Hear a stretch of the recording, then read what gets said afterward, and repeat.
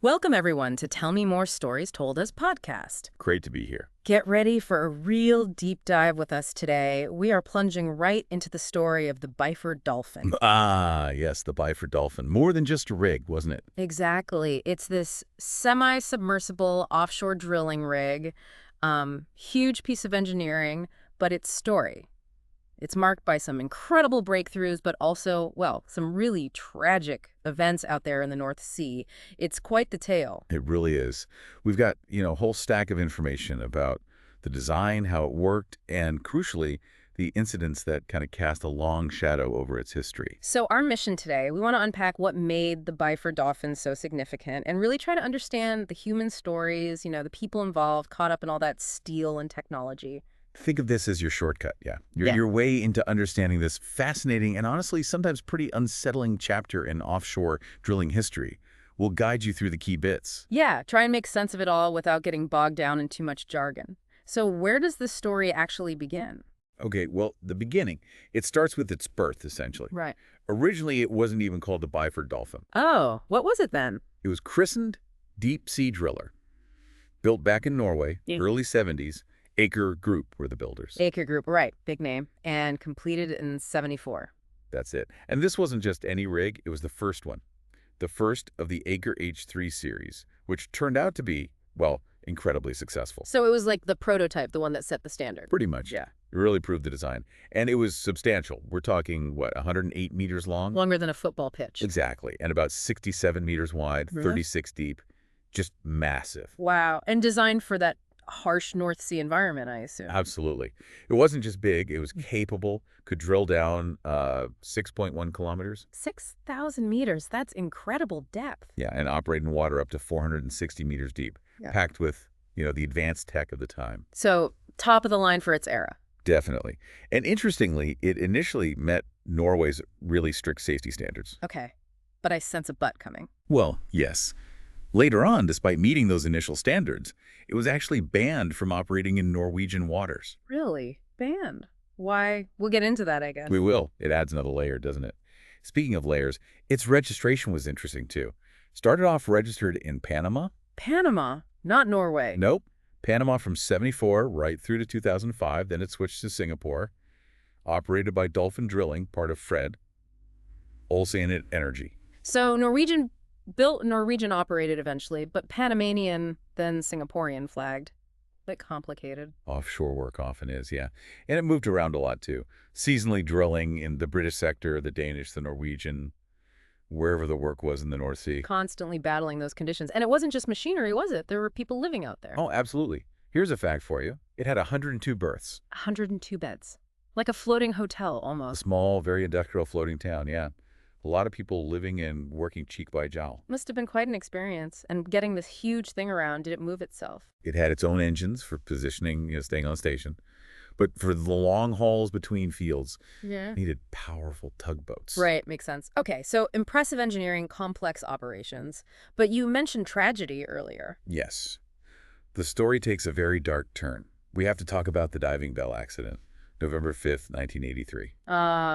Yes. This is the incident it's most known for, isn't it, sadly? It is. It happened out in the Frigg gas field Norwegian sector, about 4 in the morning. 4 a.m., grim time. What exactly happened? It involved divers, right? Yes, a specialized diving system. You had these pressurized chambers on the rig deck connected to a diving bell. Think of the bell as the elevator that takes divers down. Oh, okay, I'm picturing it. And there were divers in the system at the time. There were 4 divers, Edwin Coward and Roy Lucas, both British, Mhm. and Bjørn Bergersen and Truls Hellevik, who were Norwegians. And tenders on the surface. 2 dive tenders assisting them, yes. Mhm. William Crammond, also British, and Martin Saunders. Right. So what went wrong? How did it happen? Okay, so the sequence is crucial here. 2 divers, Bergersen and Hellevik, had just finished a dive. They'd come back up in the bell and entered the first chamber, chamber 1, through a connecting passage called the trunk. Okay, so they were moving from the bell into the main chamber system. Exactly. Meanwhile, the other 2 divers, Coward and Lucas, were resting in chamber 2, still under pressure from, previous work. So the whole system is pressurized at this point. What was the procedure supposed to be for getting the bell off? It was very specific. First, you close the bell's own door. Then you slightly increase pressure in the bell to ensure a tight seal. Then close the inner door between the trunk and chamber 1. then slowly depressurize just the trunk section back to normal air pressure, 1 atmosphere. Only then do you open the big clamp holding the bell to the chamber system. A lot of steps. Safety critical, obviously. Extremely. But that morning, something went catastrophically wrong. There was a mechanical failure. The clamp, it opened early. Opened early, while it was still pressurized. Yes.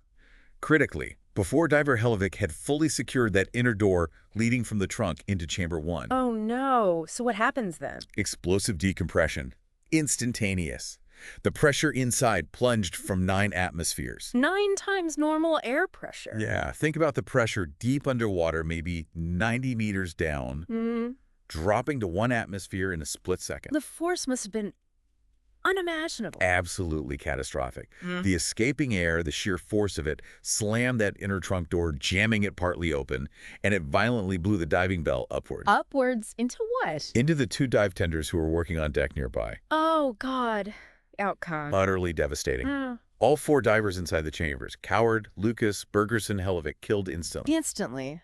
And the tender. William Crammond was also killed. Martin Saunders, the other tender, was severely injured, but incredibly survived. Just horrific. 5 people killed in an instant. Yes. And the aftermath, the medical findings, they were deeply disturbing. What did they find? What happens to a human body under those conditions? Well, the autopsies showed large amounts of fat in the blood vessels, in the heart, in organs like the liver. Fat? How? It wasn't just normal fat. The theory, the finding, was that the explosive decompression caused gas bubbles to form violently in their blood. This process, it denatured, basically wrecked the lipoprotein complexes that normally carry fats. So the fats just came out of solution in the blood. Exactly. They precipitated out, became insoluble like curds in milk, and blocked the circulation massively. Causing death. Contributing directly, yes. Yeah. It's just a brutal illustration of physics versus biology. The body can't cope. It's hard to even comprehend. And there was one finding that was particularly gruesome. Diver Truls Helvik. He was nearest the opening when the decompression happened. I'm trying to close the inner door. Yes. The force was so immense. His body was essentially extruded, forced through the partially open doorway, which is only about a 60-centimeter crescent shape at that They point. forced through that small gap. Yes. The reports describe, well, gross dismemberment. Parts of his body were found meters away.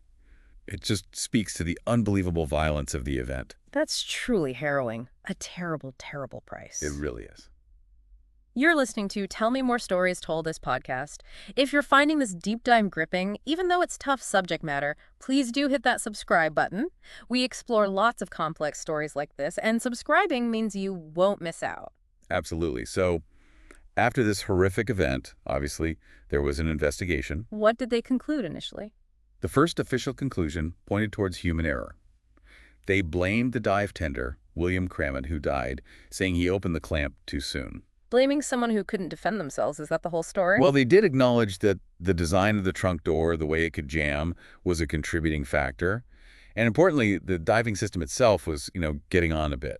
Right. From 1975. Right, 8 years old by then. Technology moves fast in offshore safety, doesn't it? It does. And this system lacked features that became standard later. Things like interlocks physical mechanisms to prevent the clamp opening under pressure, or outboard pressure gauges, giving a clear external reading. So no fail-safes that might have stopped it. Essentially, no. Yeah. And here's a really crucial, almost cruel detail. Regulations did exist from Norske Veritas requiring those very interlocks. But they weren't on this system. The system predated the rule becoming absolutely mandatory, you see, and the rule became final, fully enforced. Just 1 month after this accident happened. 1 month. Oh, that's heartbreaking. Isn't it? But even the human error conclusion wasn't universally accepted. Who questioned it? Former crew members, people who knew the rig, and a Norwegian union, NOPF, the oil workers union. They came forward alleging, well, a cover-up. A cover-up. What were they claiming? They claimed the investigation downplayed the role of safety dispensations, basically official waivers. They alleged the authorities, the Norwegian Petroleum Directorate, had allowed the rig to operate without vital equipment. Like the interlocks. Exactly. Like the interlocks, the external gauges, even claiming issues with the communication system. Their point was, it wasn't just one person's mistake. The system was allowed to be unsafe. That's a very serious allegation. Did it go anywhere? It sparked a really long fight. The North Sea Divers Alliance, formed by divers, by the families of the victims, they pushed relentlessly for years for another look, for the truth. And did they get it? Eventually, yes. Took until 2008, but a new report came out. And this time, it pointed much more clearly towards faulty equipment as the real root cause, not just human error. Vindicating the families and the union's claims after all that time. It did. And following that, again, after a very long process, the Norwegian government did provide compensation to the families. How long after the accident? 26 years. 26 years to get that acknowledgement and compensation. Just incredible. It shows the struggle involved sometimes. And sadly, that wasn't the only fatal incident on the Byford Dolphin. Oh, there was another. Yes, much later, April 17, 2002. A Norwegian worker was killed in an industrial accident on the rig. Separate incident, but still tragic. Just highlighting the ongoing dangers, I suppose. Exactly. And that 2002 incident had consequences too. Statoil, the big Norwegian energy company, they actually canceled an exploration contract they had with the Byford Dolphin right after that death. They cited concerns about operating procedures. So it hit the rig's owners financially as well? Reportedly cost them millions, yes. Okay. Underlines how vital safety and the perception of safety is. So after all this, what happened to the rig in the end? Did it keep working? It did, for quite a while longer, actually, operating the North Sea. But eventually its time came. It was laid up, taken out of service in 2016. And then scrapped. Yes. In 2019, it was beached in Alyasa, Turkey, a major shipbreaking location, and dismantled. The end of the line. Wow. So from groundbreaking technology to multiple tragedies, safety controversies, and finally, the scrapyard. What a history. It really is. The Byford Dolphin story is just such a stark reminder, isn't it, of the risks inherent in that kind of deep-sea work and how absolutely critical safety measures, proper engineering, and constant vigilance are. Yeah, you've taken us through its whole life cycle, the highs and the terrible lows. It really gives you insight into that demanding industry and the human cost sometimes involved. And the details, especially around the 1983 accident, those medical findings, they paint such a vivid, if horrifying, picture of the forces involved. Physics doesn't mess around. No, it doesn't. And the investigations, the cover-up allegations, it just shows how complex it can be to find responsibility, how long the fight for accountability can take. It really does. What strikes me is how this piece of technology, built for ambitious exploration, became tangled up with such profound human tragedy. It just raises all those big questions. Questions about risk, regulation, safety culture, the price of pursuing resources in these extreme places. Exactly. Hopefully this deep dive has given everyone listening a clearer picture of the Byford Dolphin's story, its journey, and its lasting impact. Yeah, maybe prompts some thought about those broader implications, Perhaps encourages people to look more into the history of offshore safety. It's constantly evolving. Always more to learn, always lessons to be applied. Well, that's all we have time for on this deep dive. Thank you for joining us on Tell Me More Stories Told as podcast. Join us next time for another story. We'll be back soon with another exploration into a fascinating story. See you then.